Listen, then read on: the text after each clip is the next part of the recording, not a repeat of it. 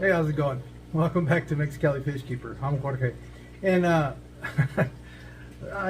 here's exactly why I usually don't put out a lot of content out here on my channel, is because I get to working before I realize that what I'm doing could actually potentially be a video and people might be interested in watching. So here's a little example of that. Let me turn the camera around and show you what it is I'm talking about. All right, as you guys can see, there's a bunch of tools out. There's a new bookshelf that's in the fish room. Let me give you a look from the front. This bookshelf used to be in my daughter's room, and it was left behind because she couldn't take it with her. And my wife finally said, "Hey, would you please get rid of it?" Because she didn't want it in that spare bedroom because she's trying to decorate it a different way. So I ended up bringing it out here, and I'm setting it up not only to organize some of my stuff and make it a little bit neater, but I'm also going to put two more filterless aquariums or systems on this bookshelf. So that's what you guys were seeing down here. These are these bowls. I believe they're 3-gallon bowls. And the way I'm going to set these up, technically I guess you could say they're filtered, but they're going to run plenums in them. So that's what I'm going to be setting up on this. Very similar to what this jar up here is doing. And I haven't done a recent update on this, but everything in here is still thriving. I've actually had to go in there and cut back on all that guppy grass just because it was getting a little bit wild. But everything else is still alive in here and thriving. As a matter of fact, I don't know, you guys can see them in front of the camera right there. There's one of the little fry that I threw in there. I was just seeing some of the shrimp. I don't know if the camera can pick them up, but there's a little shrimp right there. I mean, everything in there is still alive. I got snails. So, I'm going to kind of repeat the same process in those and that container there. And I'm going to go ahead and do it that are right here. And I've got them a little bit bigger because I'm actually going to be putting in some betta fish that I picked up, which are those guys right there. And they'll be in there by themselves. So that's kind of what I'm doing right now.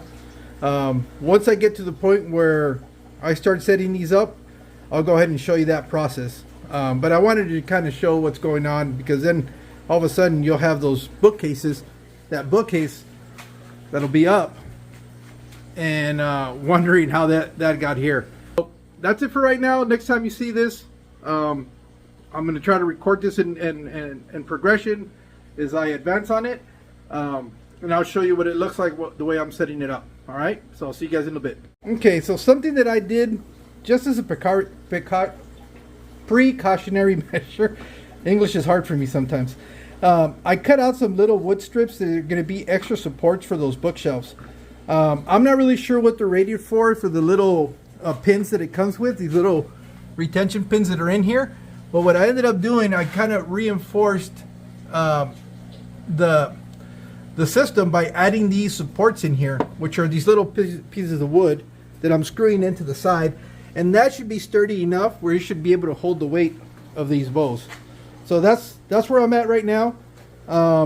This is just some padding that I'm putting in there to add what I need, and I'm thinking that's going to fulfill that need. But that's it. That's how much I've progressed so far. I'll show you as I keep going along. I'm going to install all of these, and then I'll show you what it looks like when it's done. Alright, so here's the general idea of what I'm trying to do. I'll have one of these bowls in here, and then I'm going to put another one down in here. But the biggest thing was, I was a little bit concerned about the weight. It's not going to be that much in there. Well, you know, I'd have to figure it out when it's all said and done. I'll probably put it on the scale to see how much it is, but I wasn't too sure how much those pins, the original pins, would hold. But I think with this extra support that I put in here, I'm going to be fine. The only concern would be how much it bows, but if it does, then I'll have to figure something out. But for the time being, I think that's going to work. That's pretty much what I was trying to do. I'm going to do the same thing to this shelf, and then I'll start working on the creation of these bows and what I'm going to do as far as escape and all of that. So just wanted to keep you guys updated. Alright, so I'm already done with the bookshelf. I put the reinforcements I wanted to put in on it. So now what I'm going to do is I'm going to start working on these bows, setting up the little plenum for them.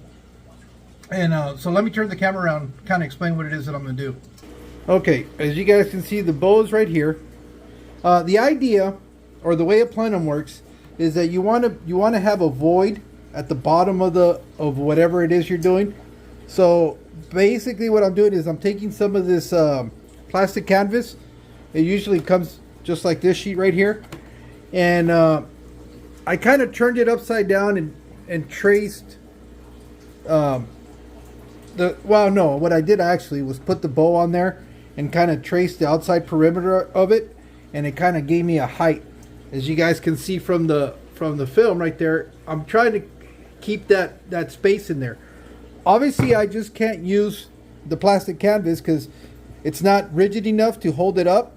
So a trick that I'm going to use, and I've used in the past, is I'm going to use some lava rock. I'm going to take some of this lava rock and I'm going to place it at the bottom of the bow. And this way, it creates a little platform.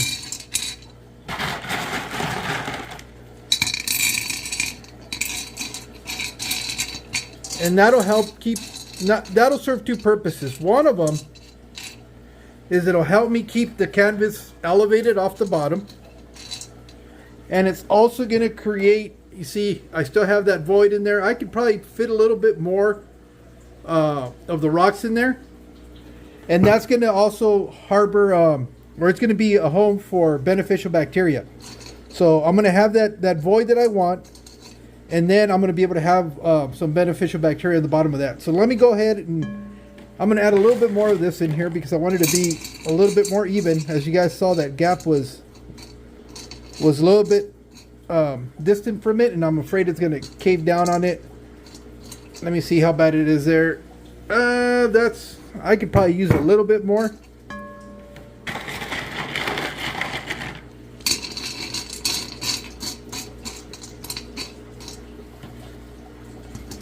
I was going to use this 1/2-inch tubing or the pipe, but my only concern was when I put it in there and with the elbows and all that gap down here really was real high, and it is taking away from the area within the bow, and I didn't want it to be halfway up here because I'm still going to add quite a bit of substrate.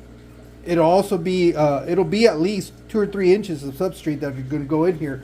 So the higher I had this void down here, the more it was going to steal from that, and the less volume of water I'm going to have. So I figured I compromised with this distance right here. So now I'm going to go gather my other materials that I'm going to go ahead and put on top to create that plenum and the substrates I'm going to use. And I'll show you a little bit of what I'm using. So let me go ahead and go gather my stuff. All right. If you've seen it in the previous videos that I've done before when I'm setting up a plenum, one of the things that I use is this kitty litter, and I've shown you guys in the past. The one that I use is this one right here called Special Kitty. The reason I use this one is because it's natural clay, fragrance-free, non-clumping. And that's very important because you don't want it to have any additives or anything like that. This is baked, so it's not gonna turn into mush. I haven't had it happen to me yet.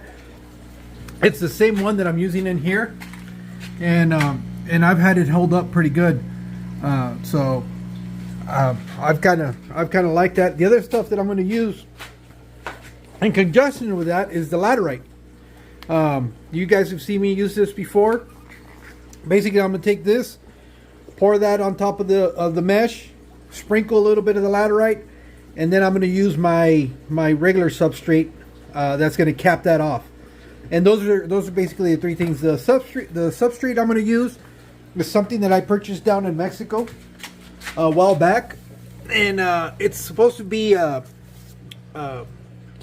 nutrition. It's supposed to be a nutrient soil. So I'm going to try it for the first time and see how that works out. All right, so let me go ahead and gather all that stuff and put it in the bowl.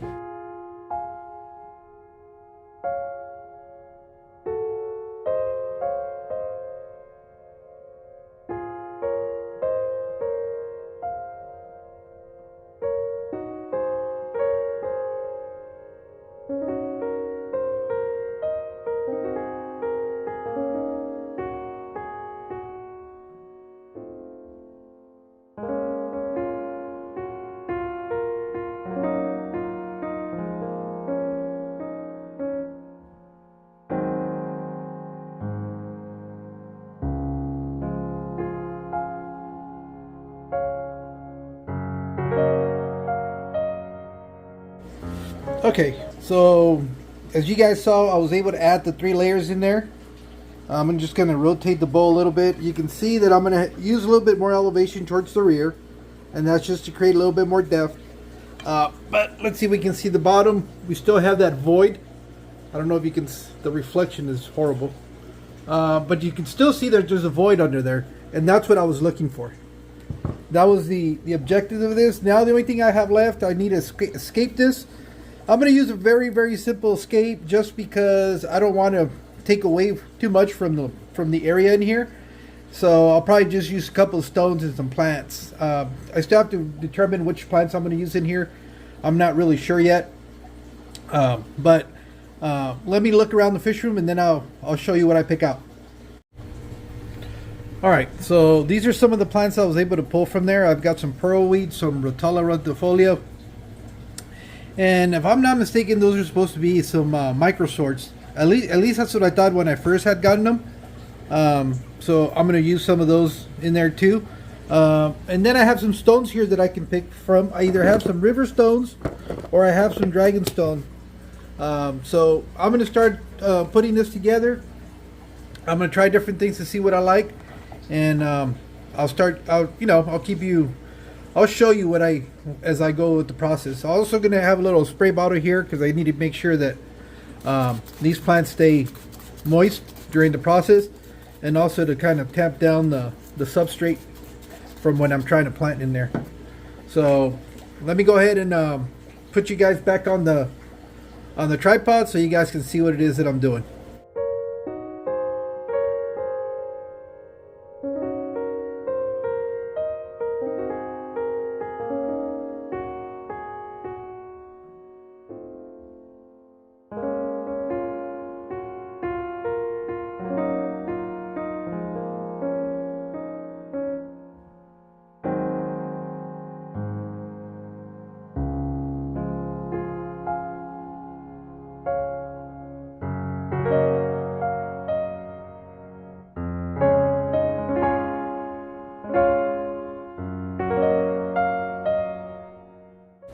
Alright, here's the top view of the rockscape that I want to use.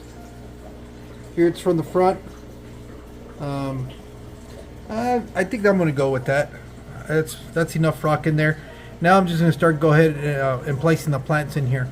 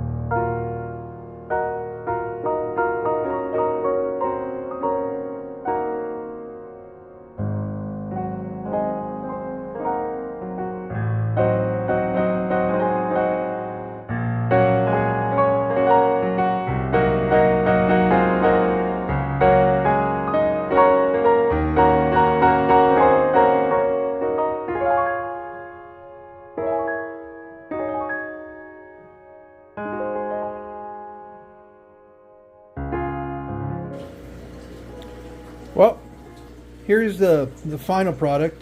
I put some of those microsorts in the front, put some of that pearlweed in between the stones and a little bit in the back. And as it grows, I'll start trimming and filling in some of the voids. And I got the Rotella in the back. I'm having a hard time with my English today. But anyways, here's the top view. This is what it's going to look like The glare right now is not very good, but you get the general idea. Now I'm going to go ahead and fill it up with water and get ready to get the bettas in here. I still need to add beneficial bacteria to this and to help jumpstart the cycle. And I'll probably run at the beginning a cycled little sponge that I have, just to get the bacteria to colonize all these surfaces, and also the lava rock in the bottom of the void. So that's how I'm going to jumpstart this system. So let me go ahead and get the water in here. Alright, so I've got the water in there now. I'm going to go ahead and put this in its place where it's going to be at. I'll try to find that little sponge filter that I'm going to use. I got to pick one. I know I have one in a couple of them. They're like for 5-gallon tanks. I'm going to use those to go ahead and kickstart this the cycle for the beneficial bacteria, for the nitrogen cycle, sorry. And so that's pretty much it. This is going to be the top view. Once I go ahead and put the betta in there, I'll go ahead and show you what that's going to look like. But for the meantime, I'm going to put it back in its place where it's going to go. So hope you guys enjoyed it. I'll keep you guys posted as to what the progress is going to be. I'm not really concerned. I've done this plenty of times before, and it helps that I'm using an antibiotic in that skate. So, but it doesn't mean I'm not going to do the water changes that need to be done and keep up with the maintenance. So that's it for now. I'll see you guys soon. I hope you guys enjoyed. Thank you. All right, so it's the following day. I've already got the bowl set up. I was able to put the goldfish. I was able to put the bettas in their bowls. As you can see over my shoulder, that's one of them. I'll go ahead and turn around and show you what the final outcome was, and let me know what you think. Well, here you have it. This is the female betta. I don't name my fish, so I don't think I'm going to be naming this betta. I don't know. Call me superstitious or whatever you want, but I don't like doing that. It just never worked out for me when it comes to fish. So this is the scape that I went with. It's a little bit more simpler. It needs some more stem plants, but last night it was getting kind of late, and I really needed to hurry up and set this up so that it could be ready for the betta. So I know it needs a little bit more plants, and I eventually will get to that. Although it is pearl wheat that's in there, and that grows pretty fast. Maybe what I'll do is that as it starts growing out and I need to trim it, I'll just use the trimmings to fill in the back of that area. So that's that one. Let me show you the other one. Here's the one with the male, and this is. I'm a little bit happier with this scape.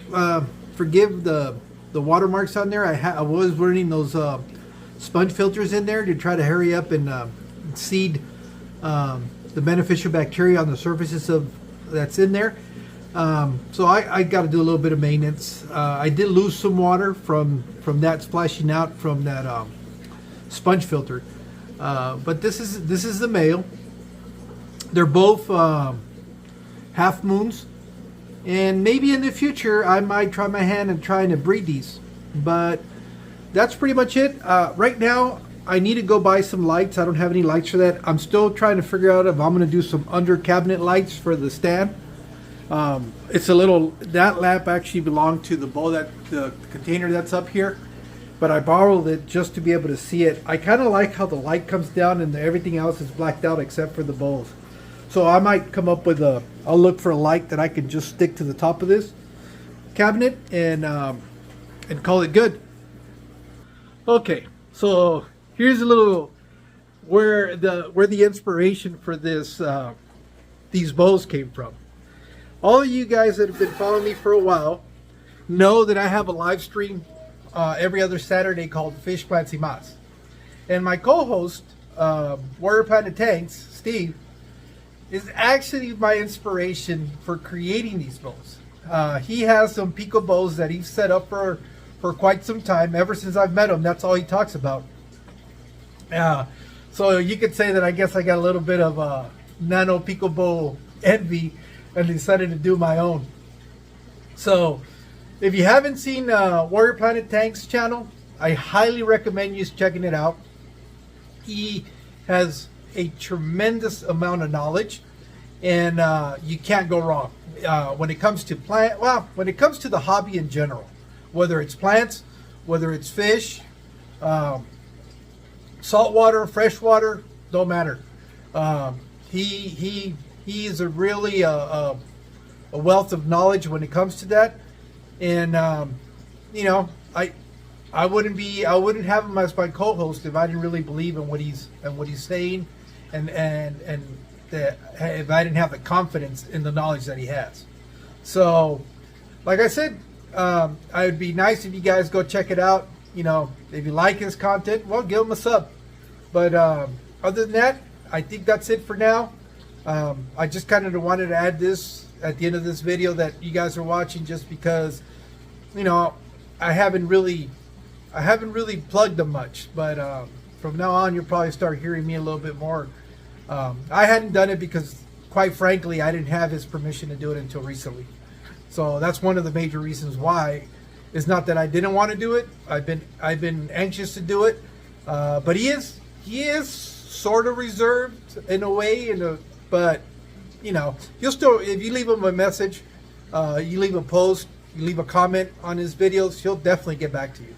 So with that being said, thank you for being here. Thank you for helping me get to 1,000. That is a really neat milestone. Hopefully not the last one. Obviously, for me, I'm wishing it's not the last one. So we'll see where we can go with this together. So thank you, and I'll see you the next time. Have a good one.